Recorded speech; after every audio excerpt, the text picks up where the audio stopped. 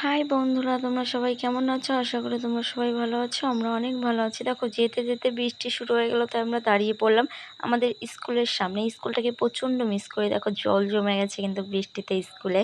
তারপর ওখান থেকে আমরা বাইক থেকে নেমে গেছিলাম। নেমে যাওয়ার পর আমার বৌদির পায়ে কাদা লেগে গেছিলো। ওর জন্য ও পাটা ধুয়ে নিল, তার জন্য আমি একটু পাটা ধুয়ে নিলাম, কেন যে আমার পায়ে দেখো কাদা লেগে গেছে। তারপর আমরা সোজা এন্ট্রি মারলাম আমাদের সোমের বাজার। সোমের বাজার বলতে এটা চাঁদপাড়াতে, এটা অনেকেই চেনো। এটা খুব বড় একটা বাজার। এখানে সবাই আসে। এখানে প্রচুর কালেকশান আছে, সুন্দর সুন্দর কালেকশান।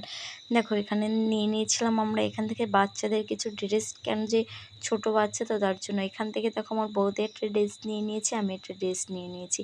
আমার তো খুবই সুন্দর লাগছে। এত সুন্দর সুন্দর শাড়ি বন্ধুরা, তোমাদেরকে কি বলবো। এত সুন্দর শাড়ি, এত সুন্দর জামা। তোমরা কিন্তু কমেন্টে জানাবে যে এই বাজারটায় কে কে এসছো। আমি কিন্তু ফার্স্ট টাইম এসেছি এখানে। দেখছিলাম আমার ঠাম্মার জন্য একটা শাড়ি, তো আমার পছন্দ হয়নি বলে আমি আর নিয়ে নিই। ওখান থেকে আমরা চলে গেছিলাম সোজা ঘুগনি লুচি খেতে। খেয়ে দিয়ে বাড়িতে চলে এসেছি। Bye bye.